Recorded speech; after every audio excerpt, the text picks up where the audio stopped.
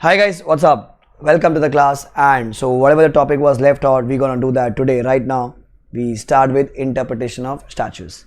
And hello Pachi for giving this lecture late, but I think that's not that much late.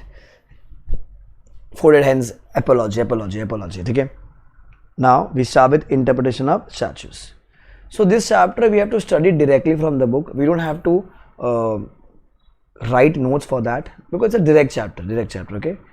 Page number is 103 to 125. 103 to 125. Okay.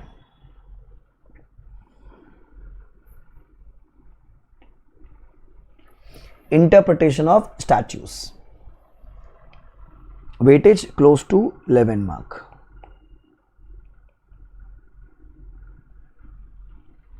Okay.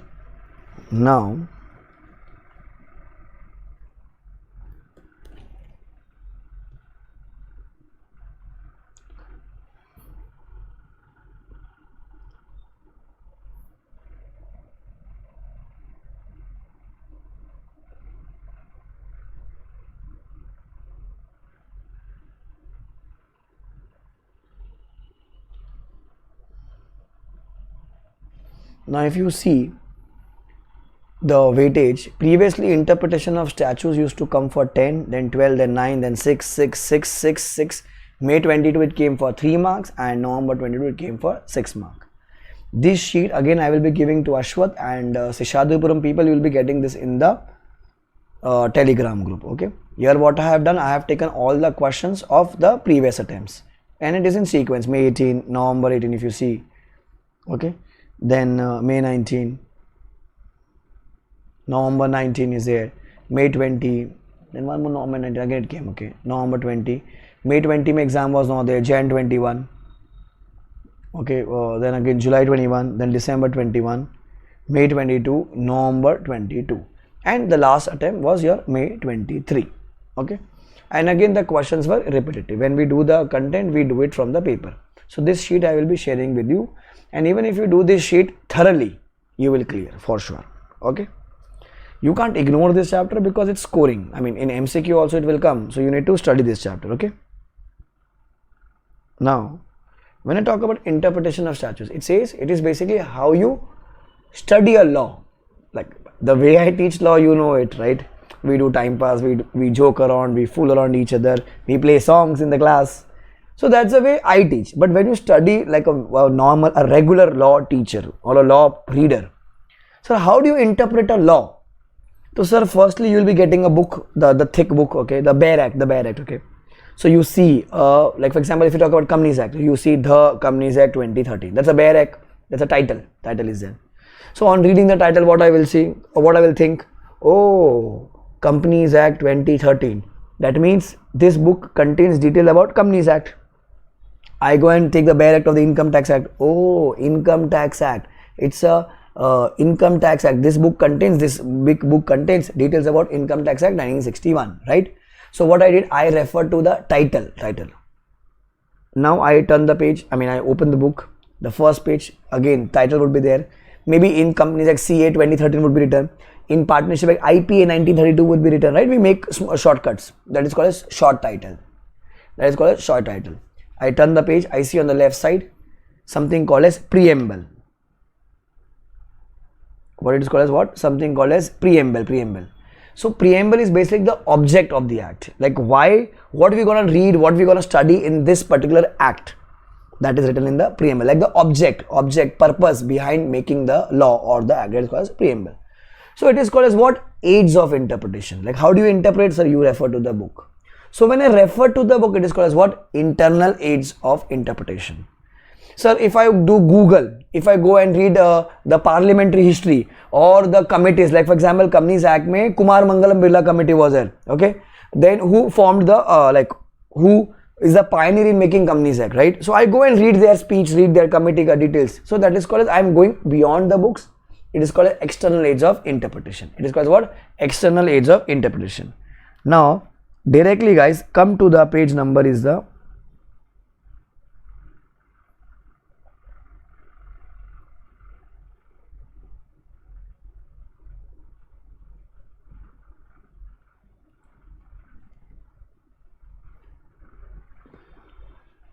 115. 115. And make this as pointer number 1. It says external aids of interpretation. What it is? External aids of interpretation. That means you are not referring to the book. You are going beyond the book.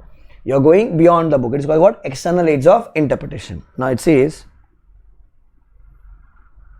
external aid means considering of the statute. Statute means law basically, okay? Of the affairs behind the enactment of the act. It can be used for limited purpose of finding out the intention of the law.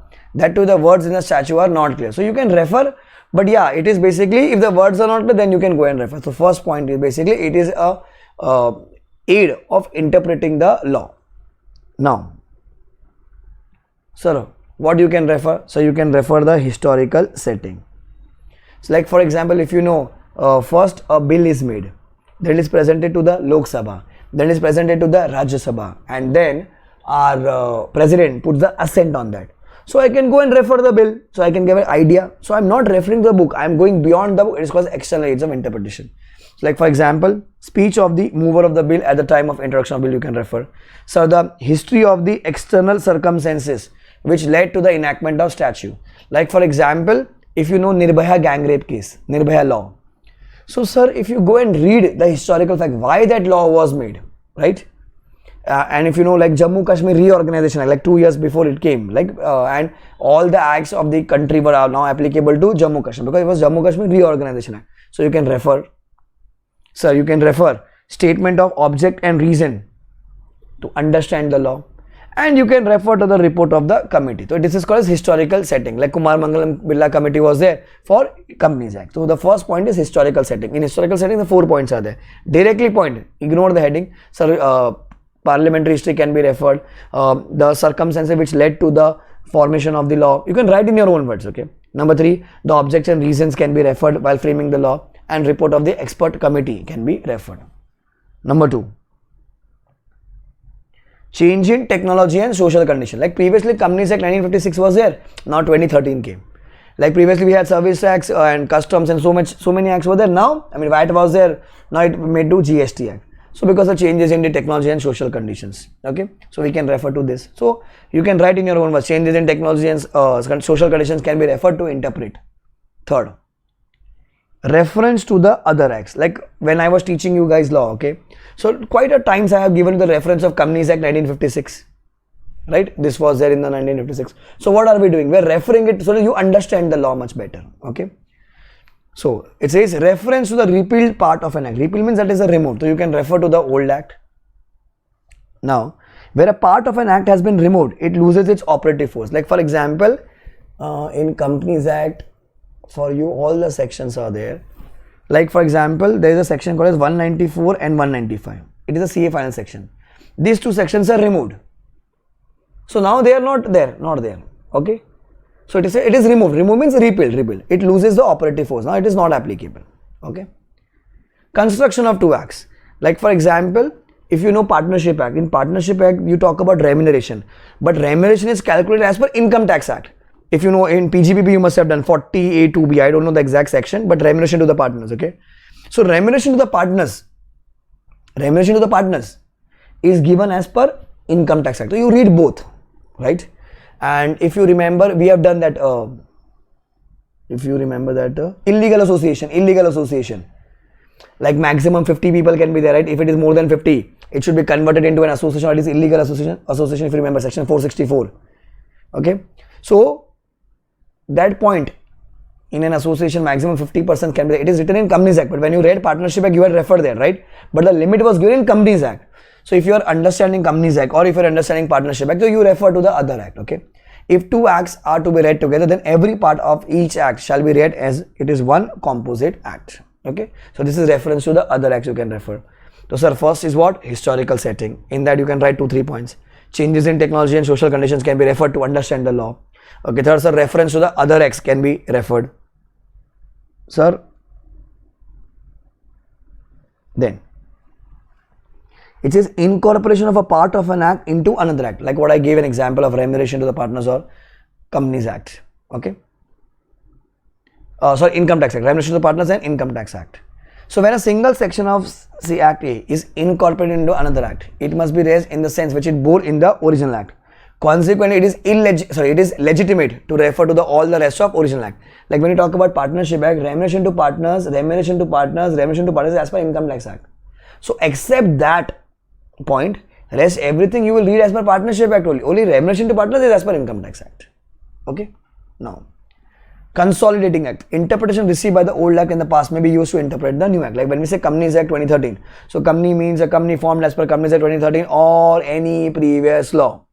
What it is, or any previous law means what? Companies Act 1956. Okay. Then your fourth point comes as dictionary definition. Okay. क्या होता है? Your fourth point comes as what? Dictionary definition. Now, for example, if you are reading a law and you are not understanding what it is going, the simple thing is what? You will go outside the books, outside the law. You will go and Google it out, right? A lot of times you have also done that. It is called as what? Dictionary definition. So you can go and refer to a dictionary definition. But now if you do Google, so it has different meanings. Like for example, if I show you,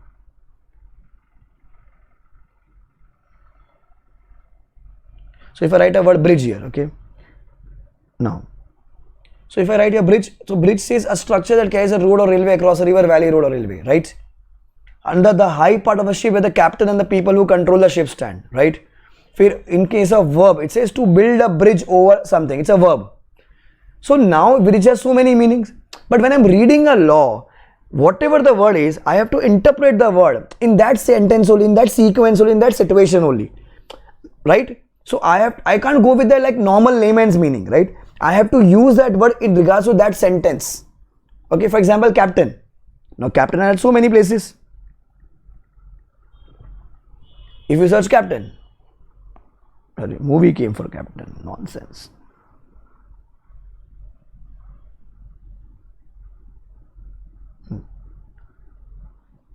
The person who is command of a ship or an aircraft. Okay, so I'm reading some aircraft law. Okay, so there the captain is required. Oh, captain, Virat Kohli captain, Virat Kohli captain. No, it's a captain of the aircraft of the ship, right? So you need to understand, okay, boss, dictionary meaning is there, but you have to take that meaning which is relevant to that particular law. Understood? So you can refer dictionary meaning. Allophagy. Okay, so that is dictionary definition. The fifth one is what? Your judicial pronouncement. So judicial pronouncement means the case laws, basically case law. First, always you will refer to the Indian decisions, right? Indian decision, and then second you will go for foreign. So if there is a problem in Indian and foreign, so what should we do? So first you will always refer Indian, always follow Indian. If no Indian decision is available, then you go for foreign decision. Like for example, Solomon versus Solomon. It is not of India, right? It's of foreign only. So directly you can write straight away points. So first, historical setting, in that 2-3 points. Then changes in technology and social condition. Number 3, you can refer to the other acts to interpret the law. Number 4, dictionary definition. And number 5th is judicial pronouncement. First, the reference should be made to Indian decisions. Secondly, if no decision is available, then to foreign decision. This much only, till here. Then dictionary definition, till here. Reference to the other acts, right there. Don't study all this, right there. Can be referred to interpret law. Direct. Reference to other acts can be referred to interpret law. Okay, historical setting, all 4 you will write. Ignore the headings.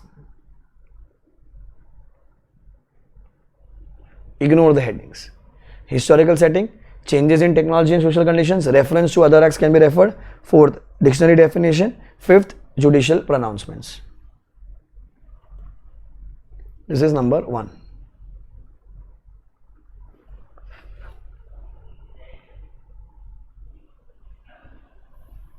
Number 2.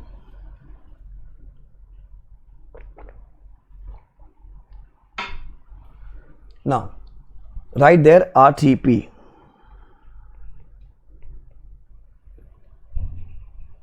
Rules of interpretation of deeds and documents. RTP, read if time permits. Read RTP. So what will you do? Now you will read 1 and 2. Read 1 and 2. Giving you 5 minutes time, read. Point number 2 you can skip, not important. Read only first question. So I am marking you the question number, how you have to study when you are revising also, okay? Start reading.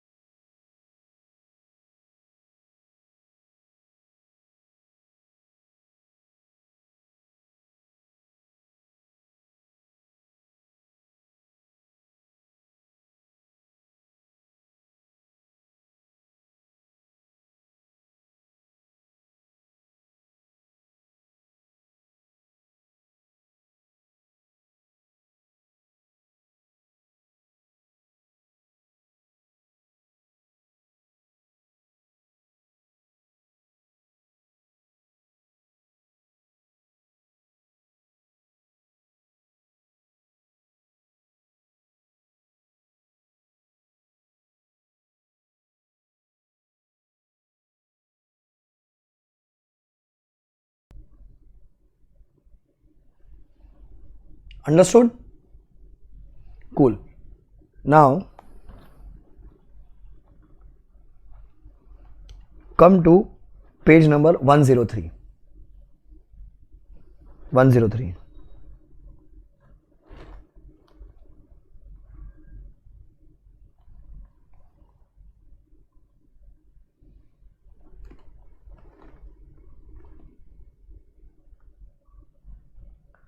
Now this is your question number 3.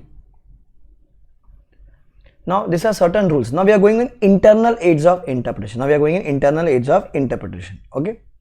Now internal aids of interpretation question number is 3. So that means we are going in the book and referring it. External aids means you are going outside the book. Parliamentary history, dictionary was there, different statutes was there. Okay. Now we are going in the book. That is called as internal aids of interpretation. Now it says first rule. Now there are certain rules of interpretation. My first rule is rule of literal construction. What it is? Rule of literal construction or rule of grammatical construction. What it is?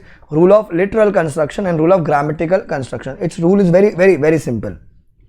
Now in this answers, if you see the length of the answer, it's very big. We will be marking few numbers. Okay, we'll be putting pointers and you have to remember that much only. Okay. Now it says rule of literal construction. Sir, whatever the sentence is, you will refer to that. Like for example, if I am reading income tax means in person. Persons include so and so. So it means persons include so and so. When I go and refer to the Partnership Act, sir, as per Indian Partnership Act, partners means so and so. So I go with the literal meaning. Now, if again we take the same example, bridge. Now, the government is trying to bridge the gap between rich and poor, right? Bridge the gap between rich and poor. Bridge the gap between rich and poor. I go with the literal meaning. Whatever is written, you will read that. You will understand that. Okay? Now, so please mark the pointers. Number 1. This is the first rule of interpretation. What will you say? This is the first rule of interpretation. Number 2. This rule will be used if the words in the statute are clear. Language used in the statute is plain, right there, plain. Straightforward it is, straightforward.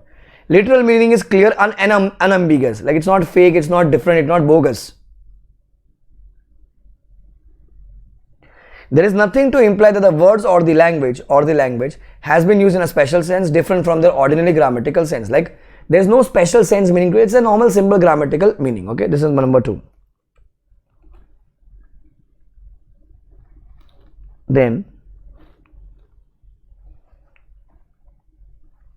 sorry, Roman. Put this as number 3. The words are constructed according to their natural, ordinary and popular meaning. Whatever it is, you will follow that only. Like for example, bridge the gap between rich and poor. So I'll take bridge the gap means that basically government is trying to minimize the gap. Okay. Now if you have heard the word peti, khoka.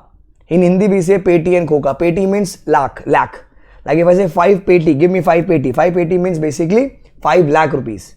5 khoka, in movies you must have heard, 5 khoka means 5 crore rupees. Okay, so it says if the word is of everyday use, it must be understood in the popular sense by which the people are conversant with it.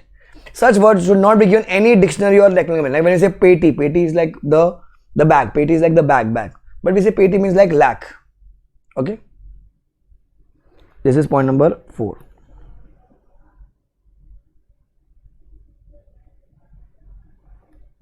Fifth, if the statute dealing with the matter would attribute a technical meaning, then that word would be given a technical meaning. If it's a technical meaning, then technical meaning. If it is an ordinary meaning, so you go with ordinary meaning. Now, turn the page.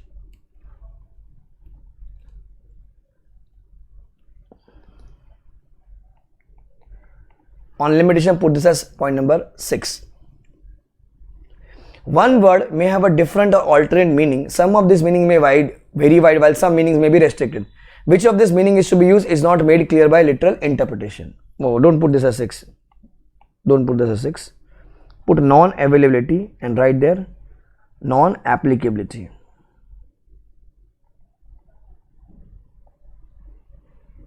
Non-applicability. See, we say when this rule will be applicable, sir, when the words are clear and unambiguous.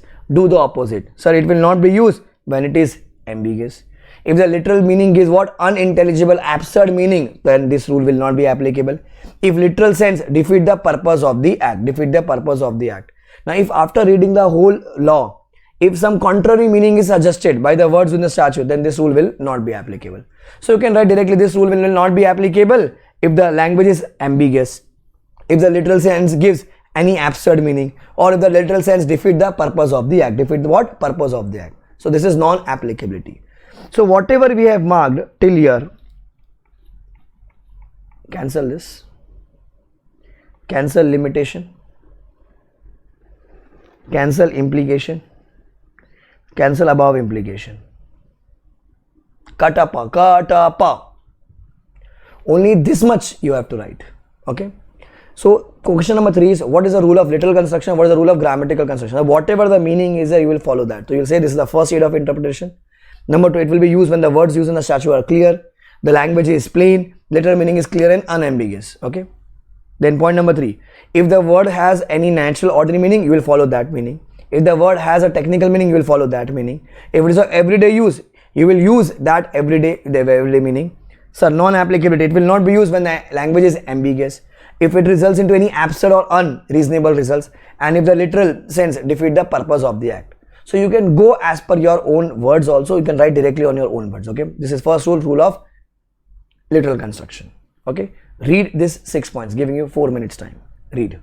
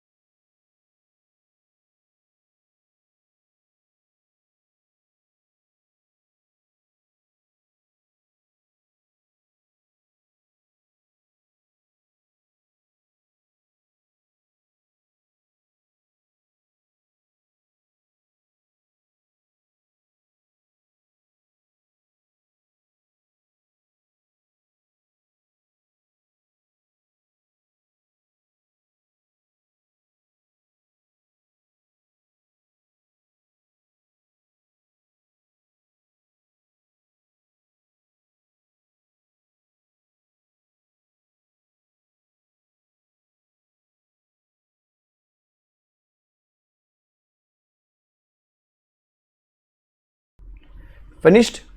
Now this is question number 4.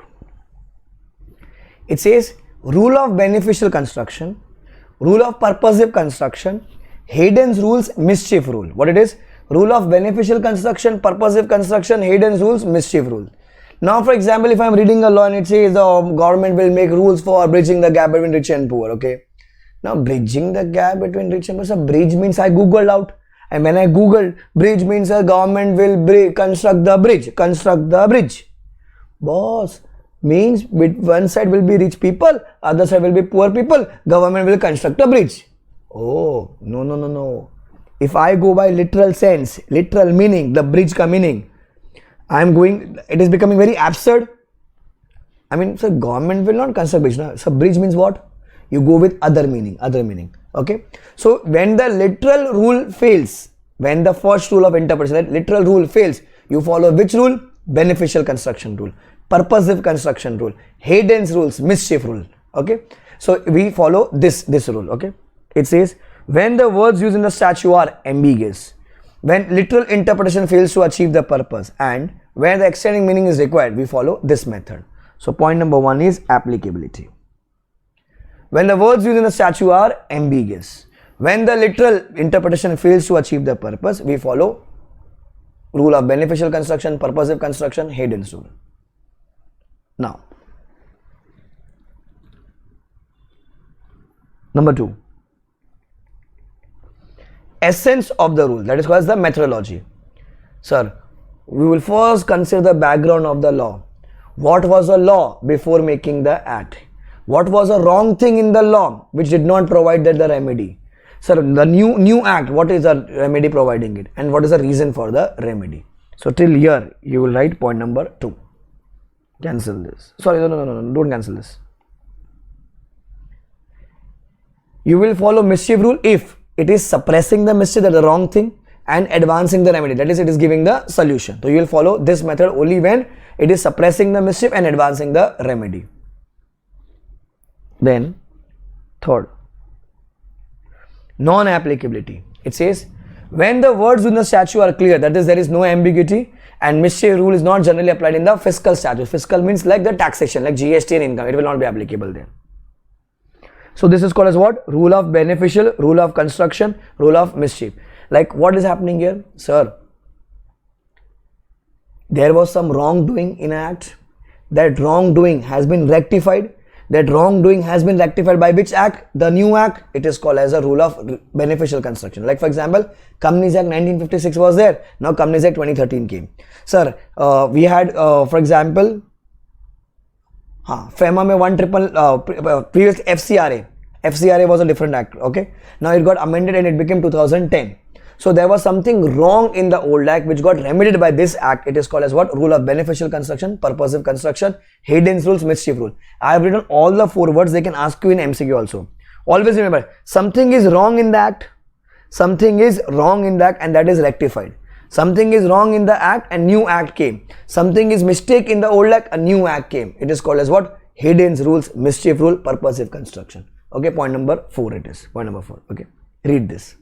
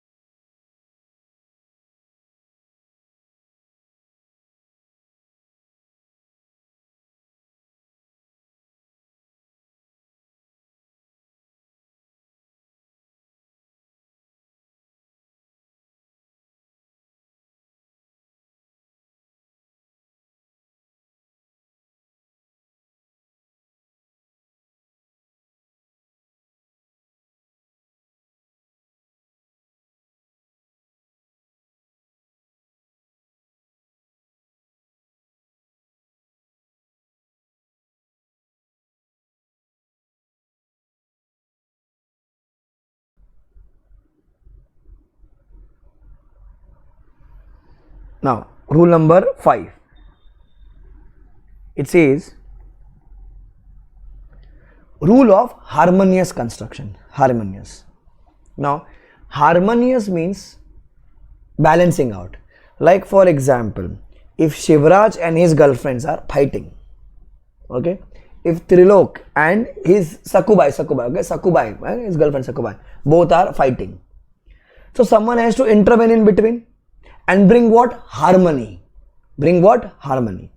So it says if there's a conflict between two or more provisions of the same act, two or more provisions of the same act, two or more sections of the same act, or there's a fight between, like there's a conflict between same section or two or more section, or one section of one act and almost corresponding section of the other act, okay, there's a fight between.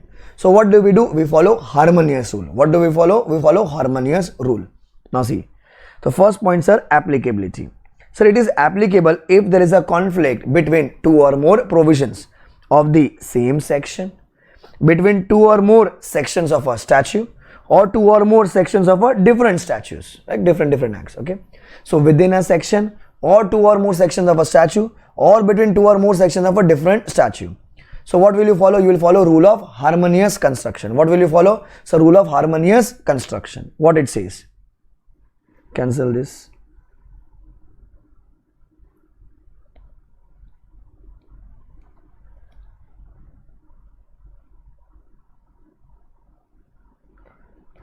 Cancel this. Cancel this.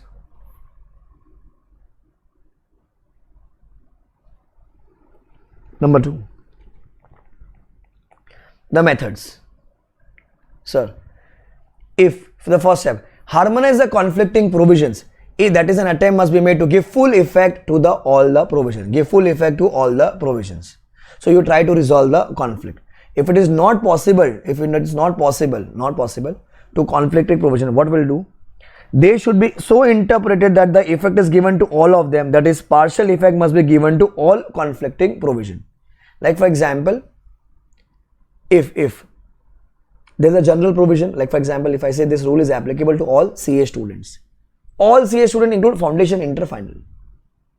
I am not saying it's applicable to foundation or inter or final. It's applicable to all, right? But if says this rule is applicable to specifically to inter CA students, like for example, if I say articleship is not applicable to foundation, articleship is not applicable to final, articleship is applicable to inter student. Like if you have cleared inter, you go for your articleship, right? Final CA student is not article student. If you read the line. Now if I am confused, I read the line, a chartered accountant student, if he have cleared CA inter and he has to register for the articleship.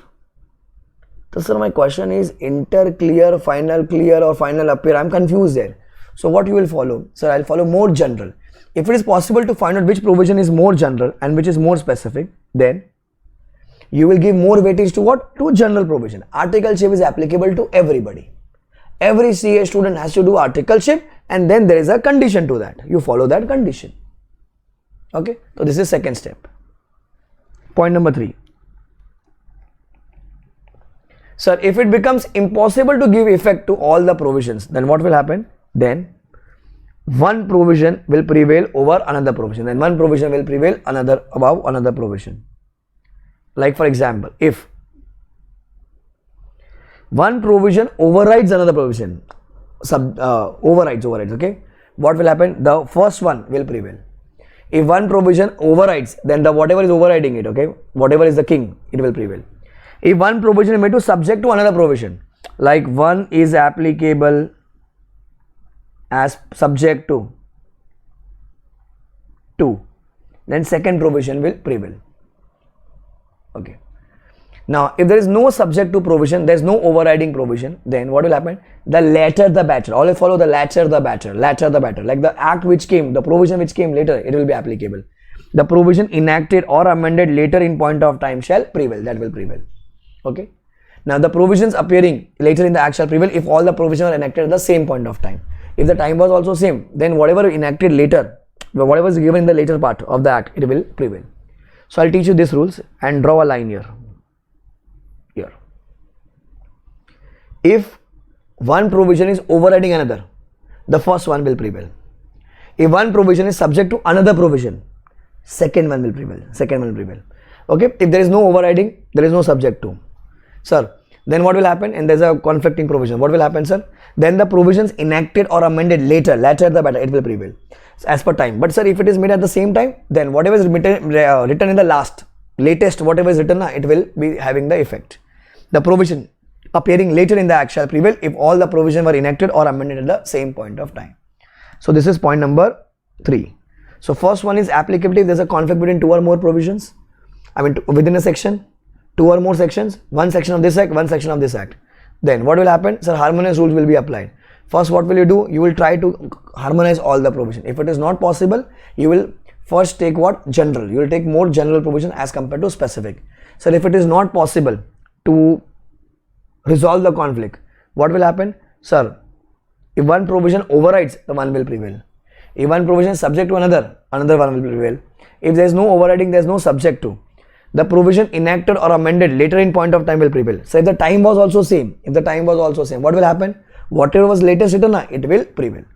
See, it's just a theoretical chapter. I mean, I'm trying to give more examples as soon as, if whatever I can, but this is the problem with this chapter. It is like this only. Okay, but because by MCQ it can come, so you need to understand. So whatever is irrelevant content, I'm deleting it, marking whatever is you need to remember for the exam.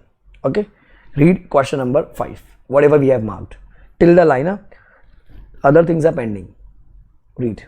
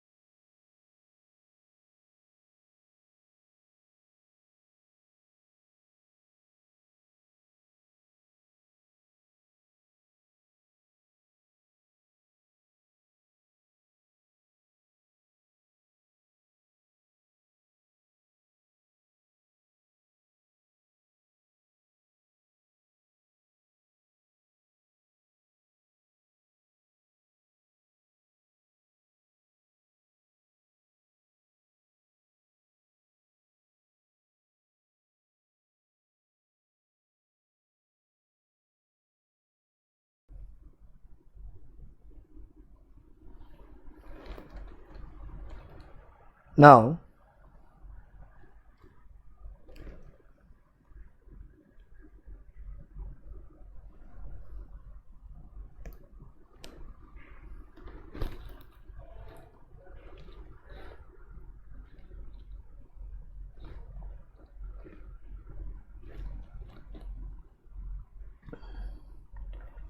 come to page number 121. Page number 121.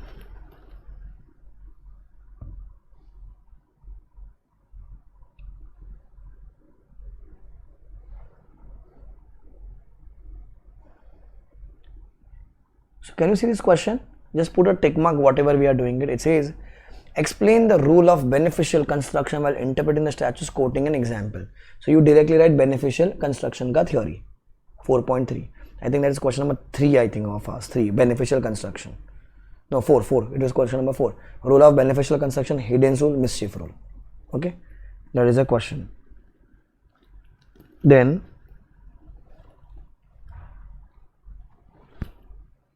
page number 125. Page number 125. Come to this. It says, what is external aids to interpretation? And explain how the dictionary definitions are the external aids to interpretation. So you write question number 1, external aids. You define that external aids ka definition and you copy dictionary ka content. So dictionary can be used. First you have to follow to the word which is in general sense, which is commonly used. If it has several meanings, you go with the content of the act. Okay. So you don't have to answer this. Whatever we have written here now, in our book, whatever we have marked. Dictionary definition. So you define, and then dictionary definition is used only when there is no statutory definition and also a term has not been explained in a judicial pronouncement. Straight away point. You don't have to write that much. See, it's a 3-mark question, 4-mark question. Teacher will give you 2, 2.5, that's it. So you write this much and definition of external aids. Understood? So 2 questions we have done from the book. Now,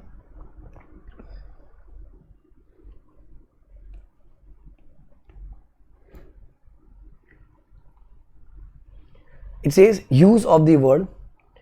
So now the answer gets over here. Now this is a separate question. It's a part of harmonious construction only, but it's a separate question. So you make this as point number 6. Question number 6. Use of the words notwithstanding anything to the contrary. In Hindi we say सब कुछ गया भाड़ में. Ignore everything, follow this. If you must have read law, it must have written notwithstanding anything to the contrary. Whatever is written there, it is written there, but you have to follow this. For this section, you have to follow this. Notwithstanding anything to the contrary means whatever is written there, it is written there. You follow this. It says, a provision which overrides any other provision is called as non-obstante clause. I don't know how do you pronounce. English medium students, I don't know. I am saying obstante. We want to pronounce anything, it's not oral exam. Okay? A provision which overrides any other provision. A provision which overrides any other provision is called what? Non-obstante clause. Now, a provision may have overriding effect over one or more provision of the same act or entire act or any law for timing in force. A provision which overrides any other provision is called as what? Non-obstante clause. What it is called as what? Non-obstante clause. A provision may have overriding effect over one or more provisions of the same act or the entire act or any law for timing in force. Like for example, provision which overrides any other provision. In income tax you must have studied a lot of things which overrides anything.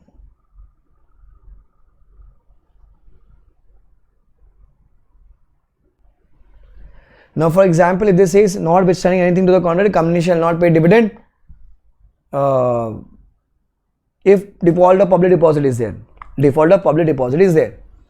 So generally you can pay dividend to the members, but you pay dividend. Whatever is written for the dividend, you have to follow that. But here what it is there, if there is a default of public deposit, you will not pay. Okay, it is overriding provision.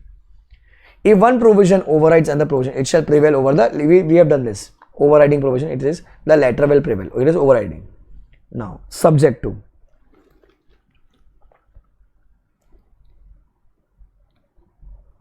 Point number 7.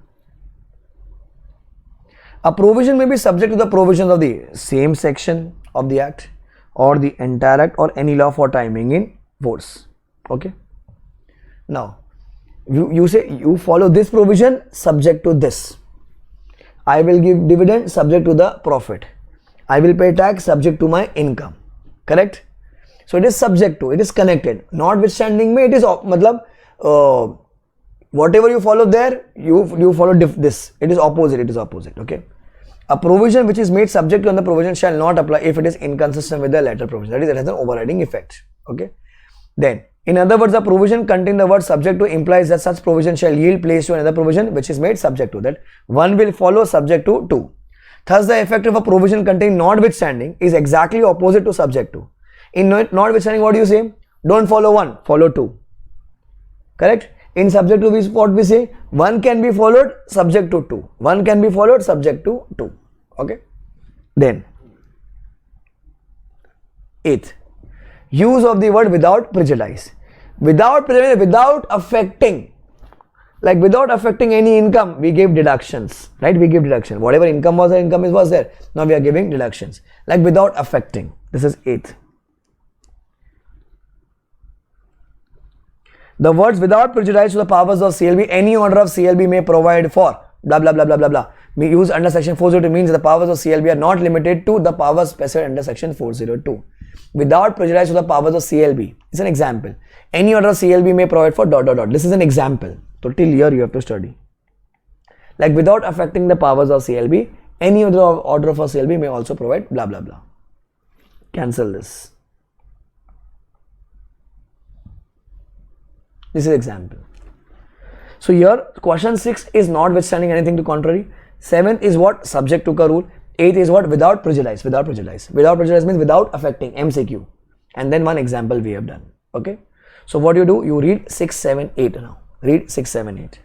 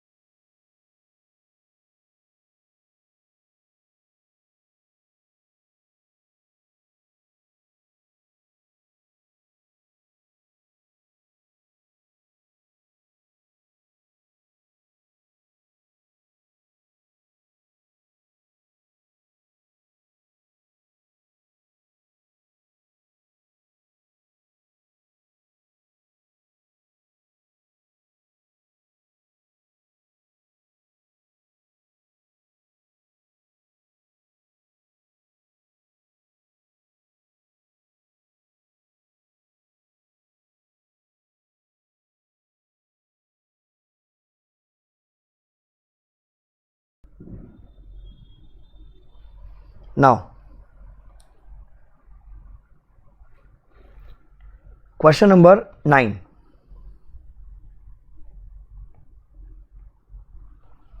It says rule of exceptional construction. What it says? It says rule of exceptional construction. Rule of what? Rule of exceptional construction. Now, what does this line mean? Sir, dekho. It says, now I will teach you English grammar. Okay.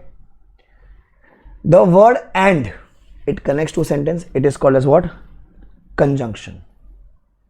The word or is bifurcation. This or that, right? It is disjunction. Read and as or as and. Read and as or as and. What? Read and as or as and. I am not teaching you time pass. It is written in the book. Means, sir, what? Sir, if a provision you are reading it, okay, it says this rule is applicable for men and women. So when I read a provision man and woman, maybe it will be something absurd. So I will say this rule is applicable and will be considered as or. This rule will be applicable for man or woman. Okay. Now, for example, if I say one more provision, this provision is applicable to government officers, lawyers and advocates. So, and advocates means, sir, it is either this, and means everybody, right? It is conjunction connecting. But when I read the sentence, I may find it little absurd. I will convert and to or. Now, if there is a provision, if you contravene this, the penalty would be imprisonment or this. Now the provision, what happened? The contravention was very severe. So government will say it is written or, right? The judge will say no. I am reading this or as and. I am making it mandatory now. So or will be read as and. So you read and as or as and. This is called exceptional circumstances. Then in that only, may has a direct force. You may be liable to a penalty. So you may mean optional, no. May will be taken as what? Shall. So the word may has a mandatory force if there is a direction coupled with duty. When a power is given, there is a duty to discharge the obligation. A remedy will be given and mischief will be suppressed. So you read may as what? Shall. You may be liable to a penalty. Na? May means, sir, what? It's an optional thing. No, you are liable for penalty. So may will be read as what? Shall. Or must also you can say. Okay. The word may has been used as a matter of pure conventional courtesy. Directory force will defeat the object. So what you do? You convert the may into shall. So shall has got a mandatory force. Now, if the word shall is used in a penalty provision, the court must give a mandatory force to such provision. However, if the provision is directed negatively, it is a mandatory provision. Sir, what is the exception? If you say, if the central government contravenes this, if any person contravenes this section, they shall be liable to a penalty. They shall be liable to a penalty. Now imagine if government has contravened the provision. Shall means what? Mandatory. No, sir. Shall you will read as what? May. Shall you will read as what? May.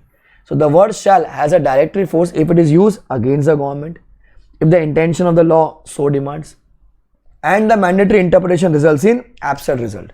And the mandatory interpretation result in absurd results. Okay.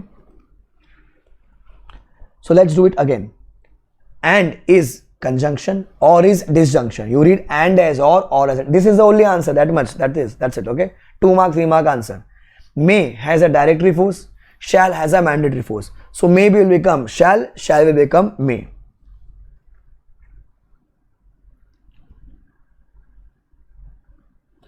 One second. Huh?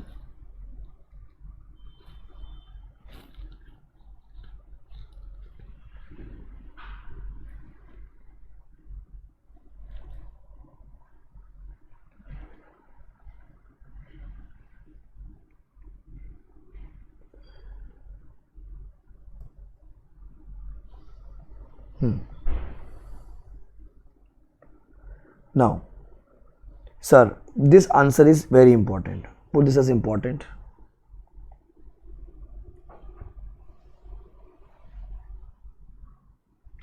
Sir, mandatory provision, nature of compliance. It says it is mandatory means strict compliance. The lapse of mandatory provision cannot be condoned. That is, the act done will become as invalid because it is mandatory provision. So, what is directory? So, directory is what? It is substantial compliance if sufficient unless it results in loss. So substantial compliance, here it is strict compliance, here it is substantial compliance. What is the consequences? That the act will be valid. If you do not follow, it will be valid. Mandatory may, it is invalid act. You have to follow, Directory may, it is not mandatory, it is basically substantial compliance. Okay, it will not be rendered invalid, it will be valid, it will still be valid. Understood? So this is called as rule of exceptional construction. Question number 9. Go and read this answer. And or and shall may shall. Directory, mandatory. So 3 things are here. Okay. Rule of exceptional construction. Read.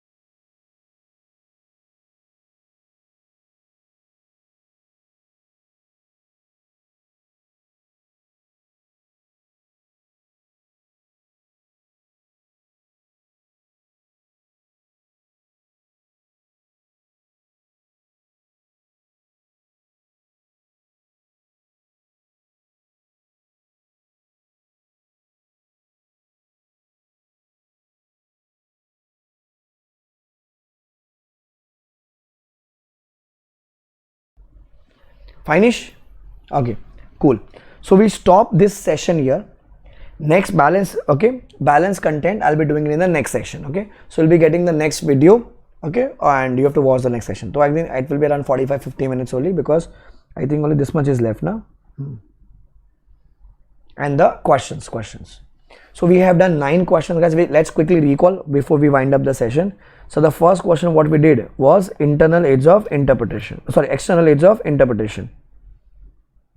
Sir, external mein we talk about historical setting, then changes in technology and social condition, reference to the other acts, then dictionary definition, judicial pronouncement. Okay, then rule of interpretation was RTP. Then rule of literal construction, whatever is written there you will follow that. It is also called as grammatical construction. Then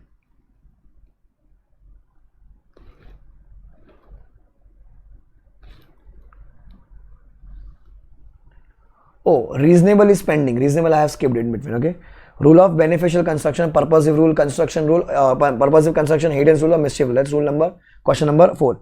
Reasonable construction is pending. Okay, then rule of harmonious construction, that is when there is a fight between same section, one section, other section of the same act, one act and the other act, you try to bring harmony. Okay, if it is overriding, first one will prevail. If it is subject to, second one will prevail.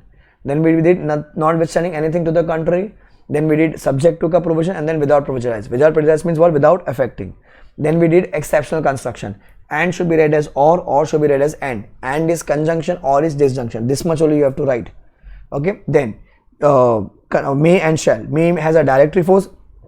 Must or shall has a mandatory force. So may shall be read as shall. Shall has to be read as may. Then mandatory provision versus directory provisions. Sir, mandatory means it is a strict compliance. If you do not follow it, it cannot be condoned. The act will be invalid. Sir, it has a substantial compliance. Directory has a substantial compliance. If it is not followed, the act will be valid. Till here we have done. So rule of reasonable construction is pending, and then other rules are pending. Okay, we do it in the next session, guys. Bye, take care, enjoy, and aim for rank or 70+ which is earlier. Bye, guys, take care.